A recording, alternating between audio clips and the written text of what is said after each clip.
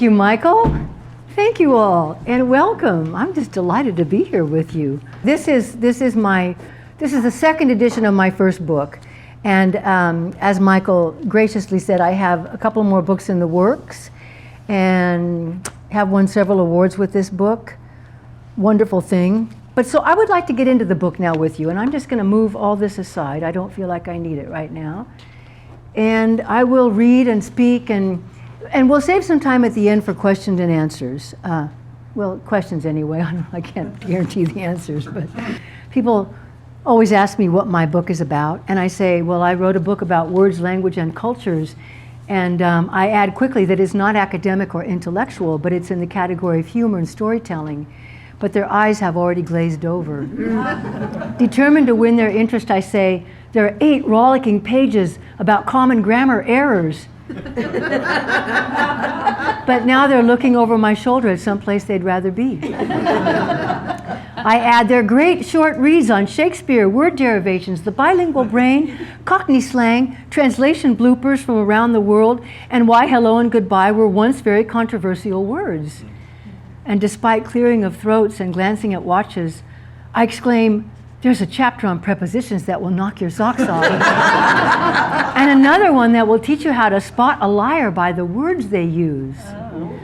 A flicker of interest. Yet they are edging determinedly away from me. In a last-ditch attempt to enthrall, I call after them, and I think you'll love the chapter on English inconstant consonants and sudden vowel movements. A glance back in my direction. Is it confusion or pity? They keep walking, but I've revealed the secret to everything. And they're already out of earshot. The first piece I picked to read something from for you is, my title here is You Say Goodbye and I Say Hello. And this piece was just chosen as a part of the anthology for the California Writers Club. I entered it and it was chosen for that. It's coming out, I'm not quite sure when, but yeah, I'm pretty happy about that.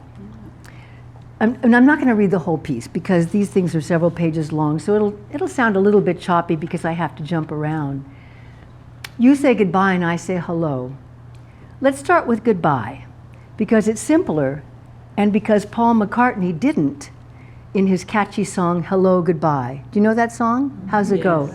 You say yes, I say no.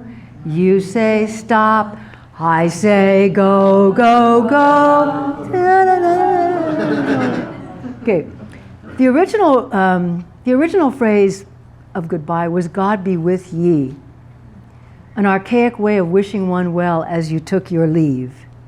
Folks in the 15th century said every syllable of that sweet expression.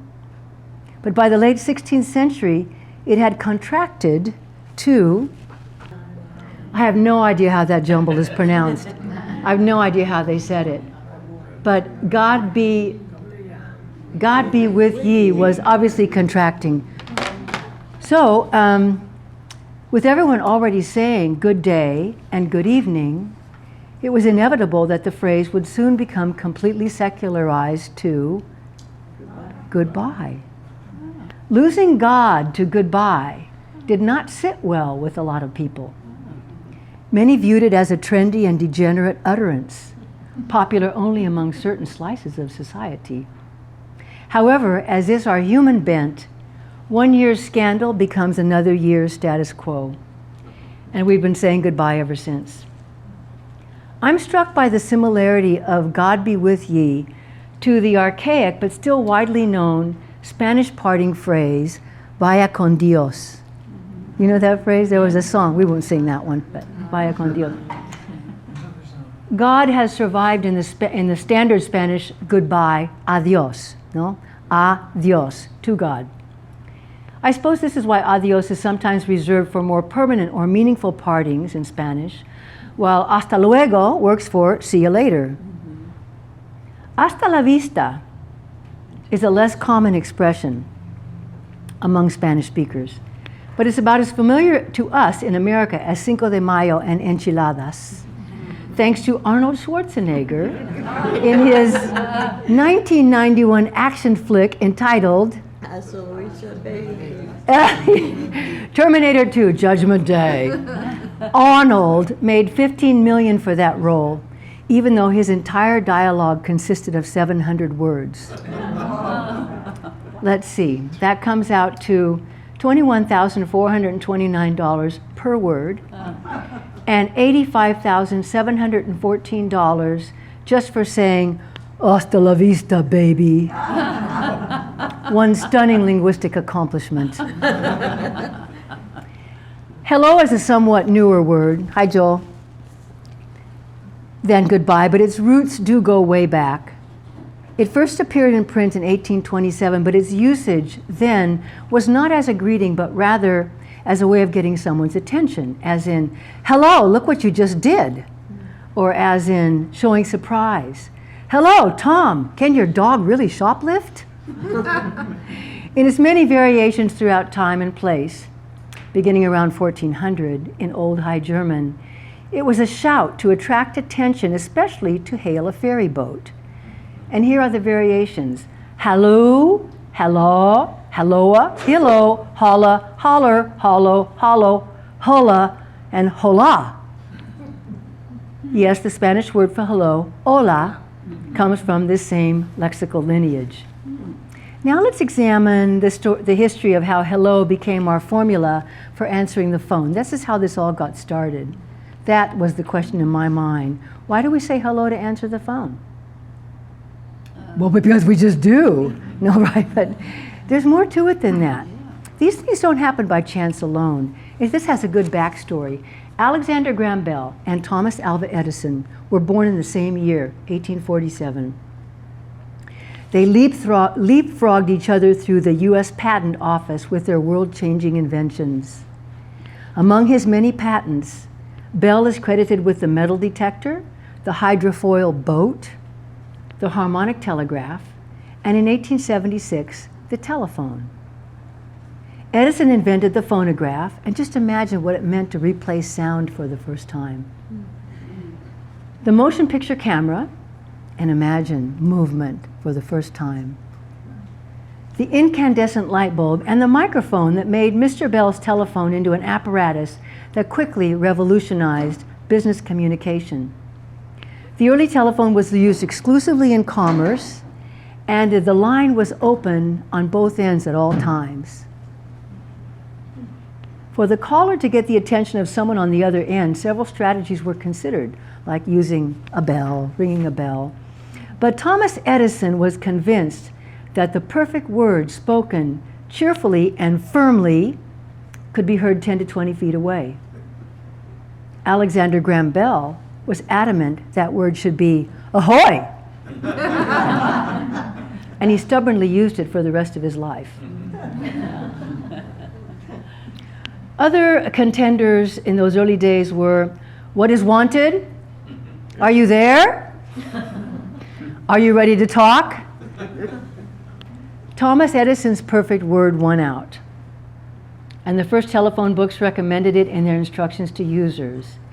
Just like that, hello was the official way to start a telephone conversation.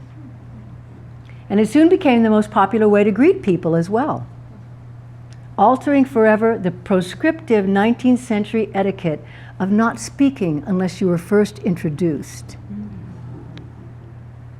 Hello, or a variation close in sound, such as allo, is used to answer the phone in nearly 40 languages, as diverse as Arabic, Cantonese, Danish, French, German, Hungarian, Hebrew, Hindi, Japanese, Persian, Polish, Russian, Thai, and Vietnamese, to mention just a few. Now, since I know that this is a very literary group, I'd like to do a little bit from my couple of pieces about metaphor. I started researching metaphor because I felt like I didn't understand it enough. And I came to a greater understanding of metaphor and had a lot of fun digging into metaphor as well. You can describe something with adjectives. Life is hard, exciting, challenging, fun. However, if we want to spice it up, communicate with more impact, and fire the imagination and the senses, we can opt for metaphor. Life is a bowl of cherries, a rocky road, a rat race, a bed of roses, a beach, and but a dream, sweetheart. Of course, metaphors can be original instead of the familiar old workhorses that easily come to mind. A friend recently said, "My life is one barrel ride over Niagara Falls after another." So when you hear that, what's the picture? And what's the sound? Roaring. Roar. And what's the feel on your body? Fear. Yeah. And spray and cold and any number of things, but your senses are engaged. Metaphor engages the senses. In a flash, then and now, my imagination creates the roar of the falls, the cold spray in my face, and the horrifying sight of my friend's barrel launching into free fall. My senses are engaged and my heart rate spikes as well. That is precisely why we express ourselves in metaphor, to create image and impact by appealing to the imagination through the five senses. Now you get to take a quiz. Metaphors from literature, history, visual media, and song weave their way into the woof and warp of culture and become such familiar fabric that we might even forget from whence they came.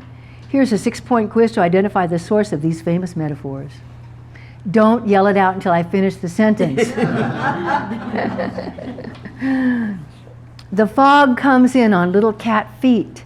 It sits looking over harbor and city on silent haunches and then moves on. Carl Sandburg, name of the poem? Fog. Very good. Second item. Out, out, brief candle. Life is but a walking shadow, a poor player that struts and frets his hour upon the stage and then is heard no more. It is a tale told by an idiot, full of sound and fury, signifying nothing. And that is Shakespeare, but what play? Macbeth. Macbeth, yes, very good, Macbeth. Okay, here we go. She finally met her Waterloo. So where does that reference to Waterloo come from? ABBA?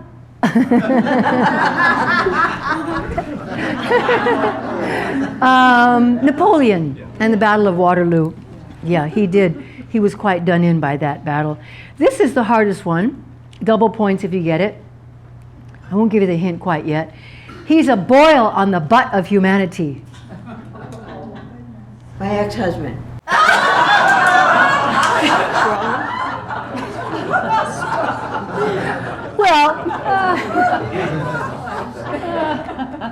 Well, Ellen, it was said in a film by an older lady about her neighbor.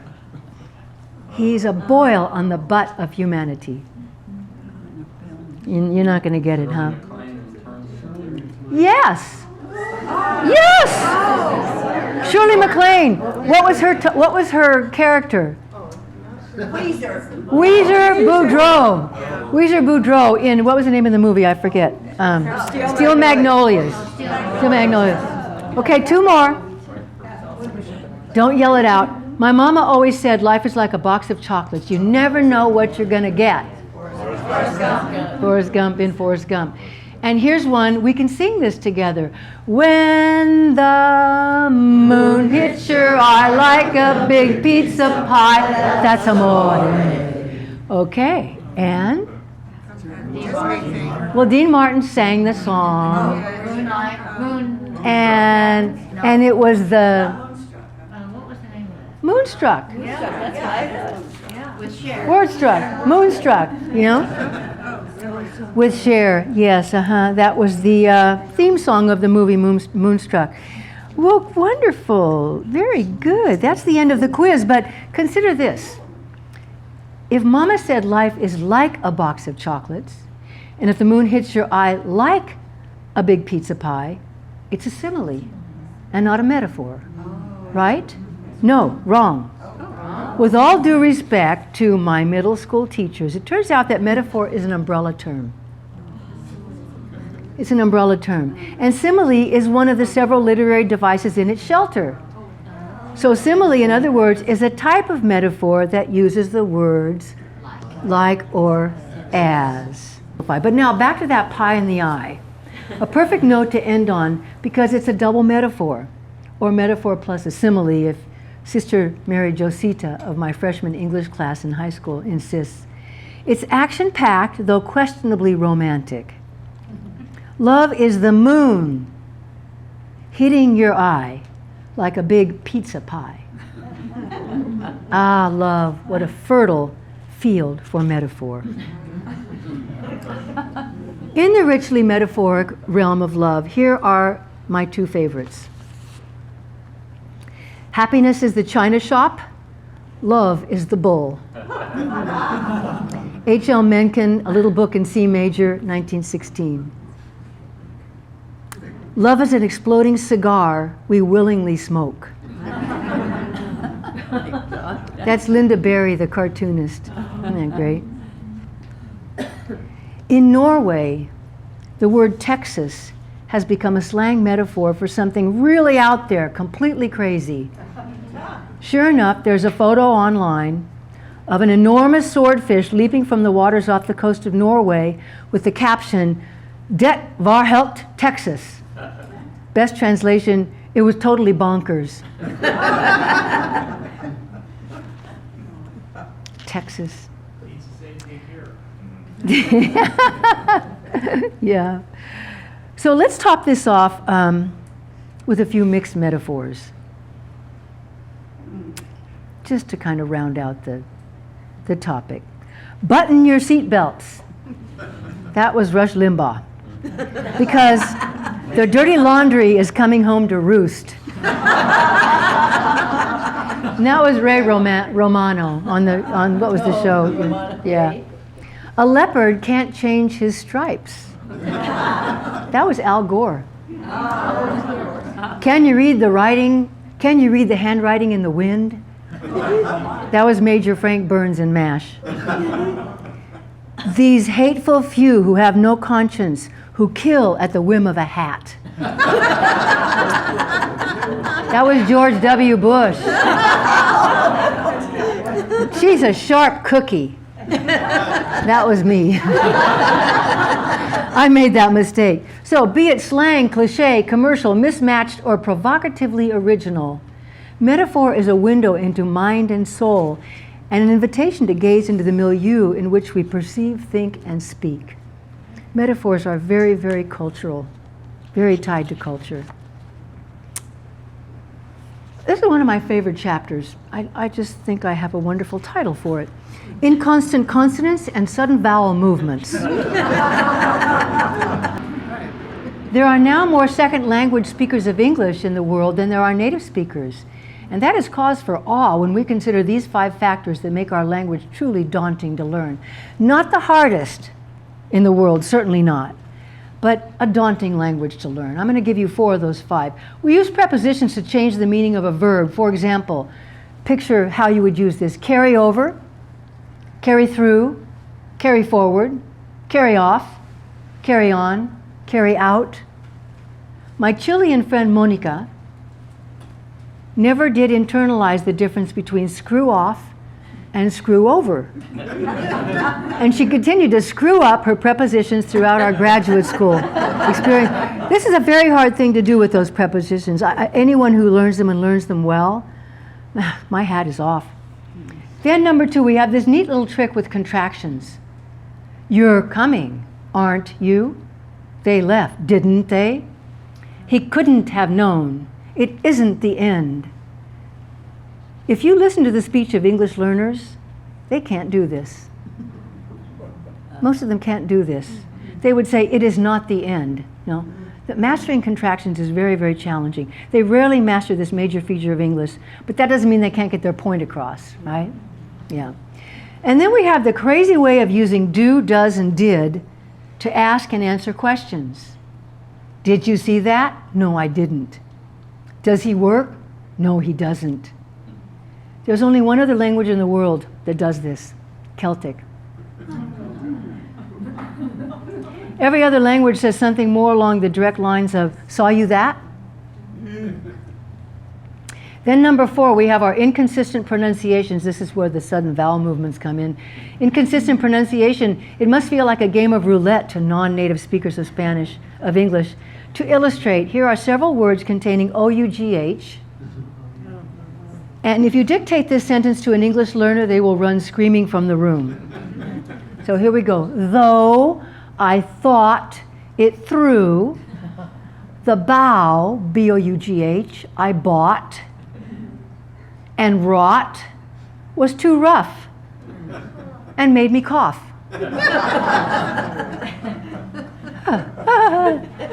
Also, let's consider words in which a shift in the stressed syllable changes the meaning, usually from noun to verb.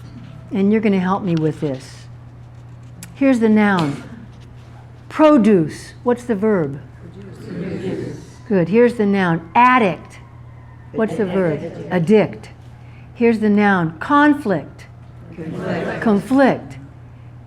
Insult. Insult. Present. Okay, now I'm going to reverse it on you. Here's the verb. Record. What's the noun? Record. Object. Digest. Envelop. Envelope. Can you imagine having to learn English?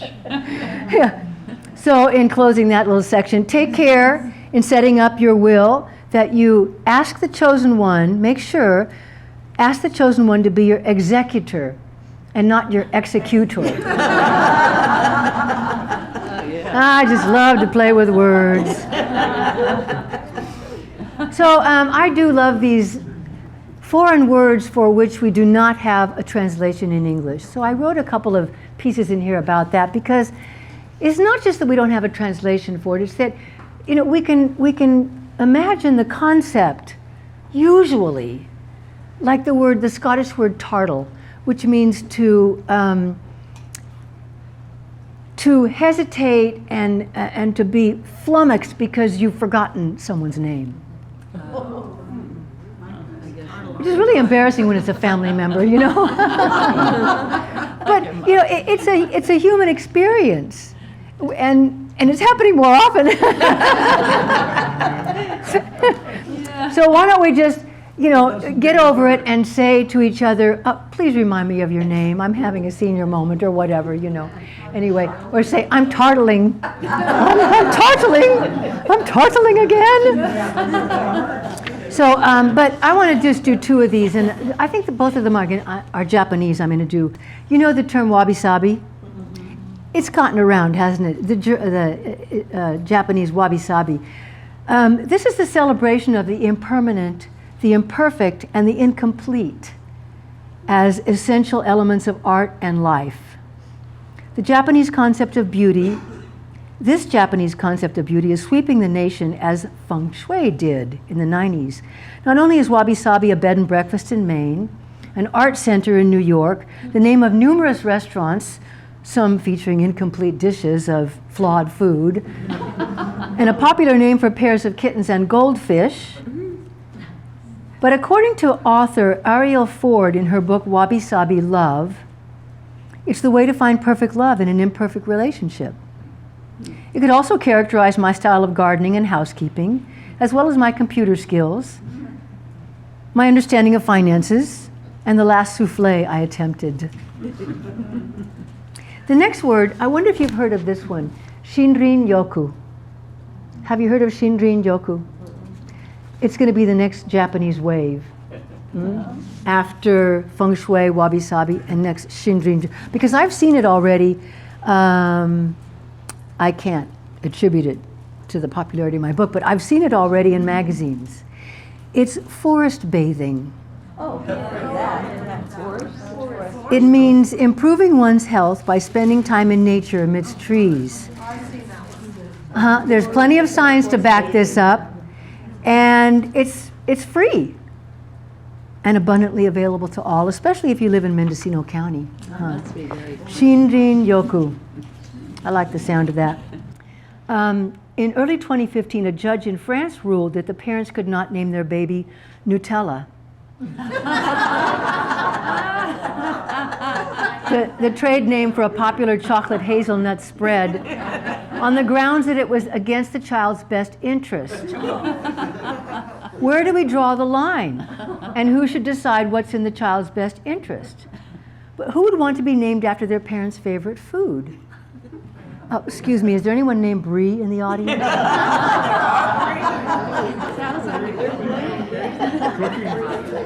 I know a woman who named her son Blythe, and I feel sorry for that guy. Facebook indicates that there are many unfortunate males in the world named Jay Walker. Another legion of them named Pete Moss. Would Mrs. Butts end up before a judge defending herself if she chose to name her son Seymour? My dear friend Patty really wanted to christen her baby boy Johann, but she decided to name him just Jay and let the boy later decide for himself, since Johann DiMaggio sounded like a bratwurst pizza. And another thing I wrote in News from the World of Words is this phenomenon called foreign language syndrome or foreign accent syndrome, where a person wakes up from a head injury speaking, in rare cases, speaking a foreign language. But in more commonly, it doesn't happen very often, but there's about 115 recorded cases.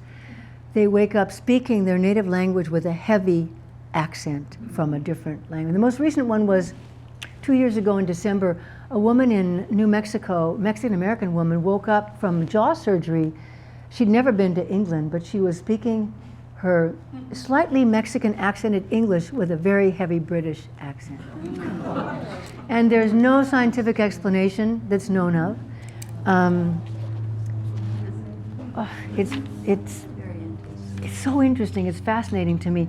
In another news from the world of words, and I'm about to go to Italy, Rome City Council recently approved a regulation to phase out and ultimately eliminate Roman numerals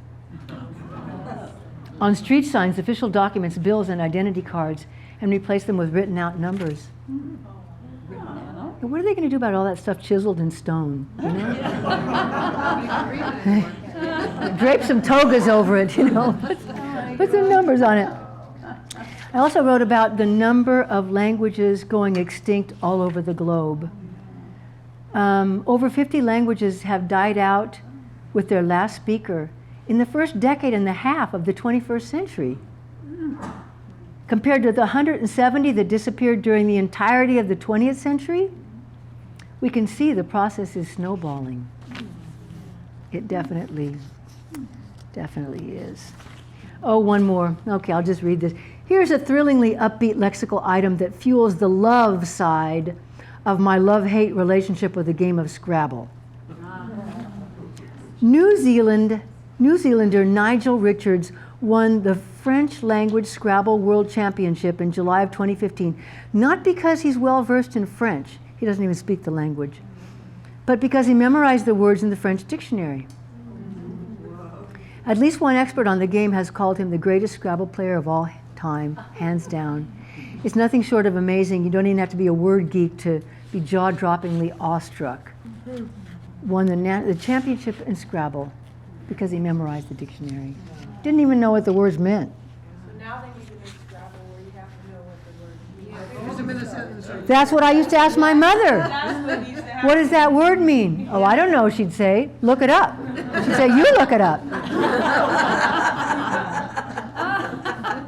It's very unfair. Very unfair. This is another word. This is a word in Spanish that does not have an English translation. And it's really hard that we don't even hardly have a concept for it. It's hard to explain.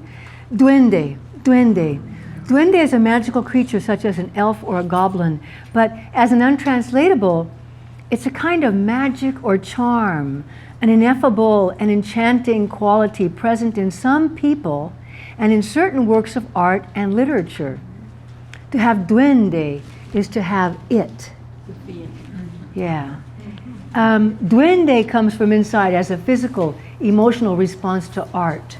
It's what gives you chills and makes you smile or cry as a bodily reaction to to an artistic performance that's particularly expressive. Like flamenco. Like flamenco. That's exactly the example that was used. So that's all I have time for, but in closing, I would just say, may the spirit of duende reside in your hearts and dwell with you always.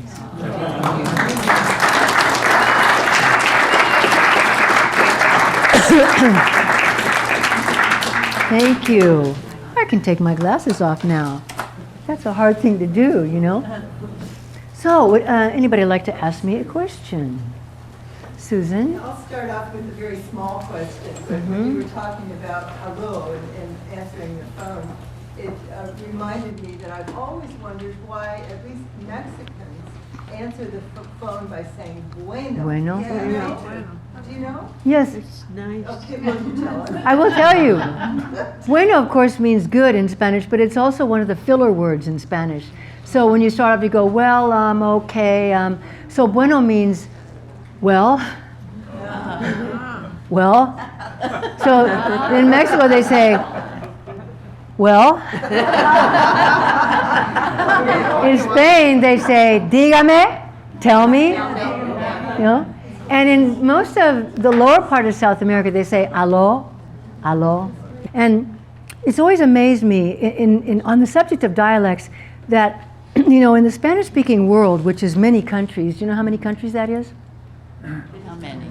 20 countries. They can intercommunicate. And it's not that there aren't dialects, but they're not so very different to inhibit communication between one country. And so Spaniards can communicate with Cubans. Well, sometimes. Cuba is a little, but, and it's so interesting because in Germany, for example, you know, there's so many dialectical differences in Germany from one burg to another, and Italy also, and even in Holland, some of the, you know, the northern dialects are very, very different.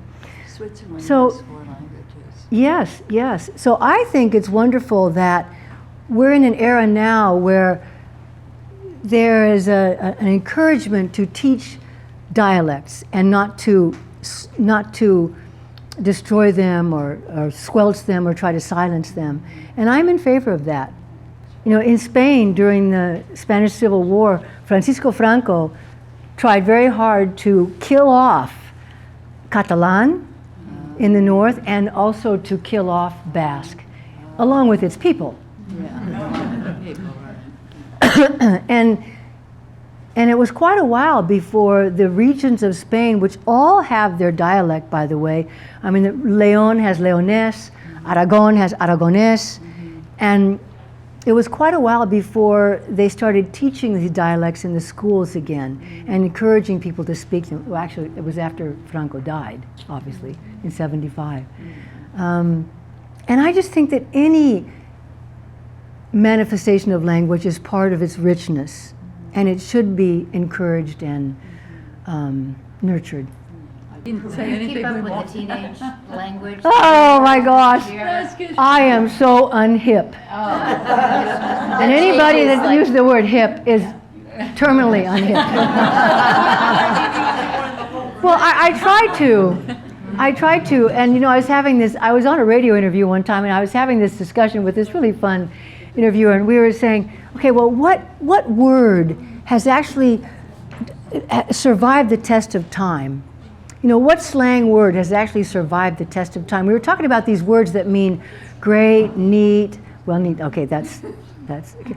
Great, wonderful, terrific, because that's where a lot of the slang comes in. I mean, think about all the words that we know. Cool is the word. Cool has survived the, cool, because bitchin' did not. Well, any more questions? Yeah, Susanna. After reading your first version, my curiosity is why did you revise it?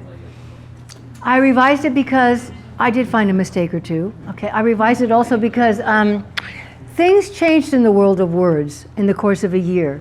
There were new things that happened, and there were three things in particular, and I also took out a couple of things and added some new stuff. 3 things happened that I had to make major changes. The first one, and it was earth-shaking, is that Oxford University Press declared about the very time I turned all my manuscript in, declared that from then on, the 3 Henry VI plays would be attributed to Shakespeare and Christopher Marlowe. And I had made quite a case in my book for the, against the anti-Stratfordian theories that he couldn't have been the only author of the whole body of work. I'd love to talk to you sometime about what you think about that. And the second thing that happened is that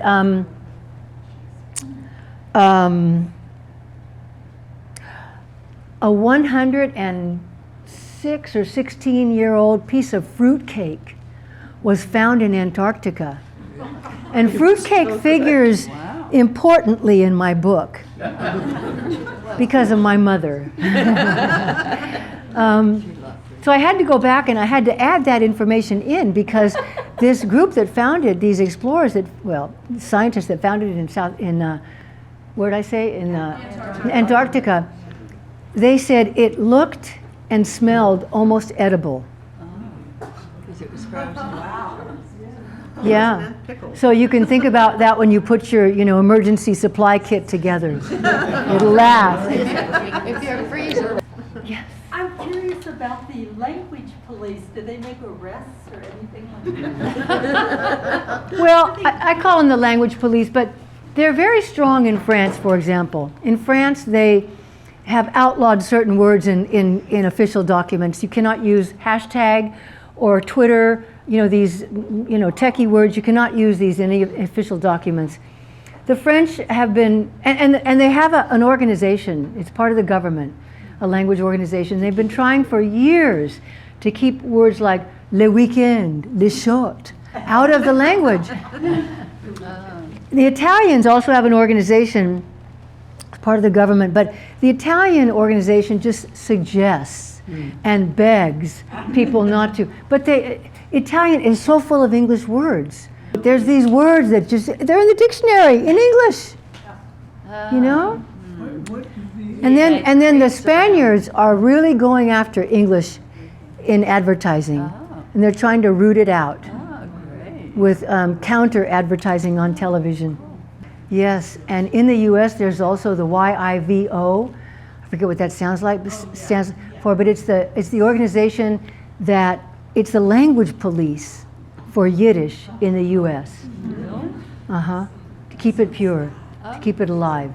I didn't know. Yeah. And there's also a language police in the U.S. for Cherokee. And there's also a language police in the U.S. I call it language police, but you know what I mean, an organization that monitors the language for Spanish. But not for English.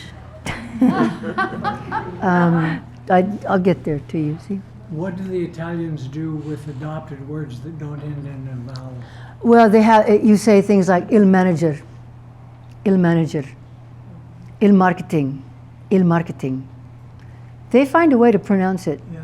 But sometimes their words sound like they end in a vowel when it's not written there, like managera. Well, that's the classic The marketing. Italian error that's been in English, yeah. Keep your hands off of my car. Thank you.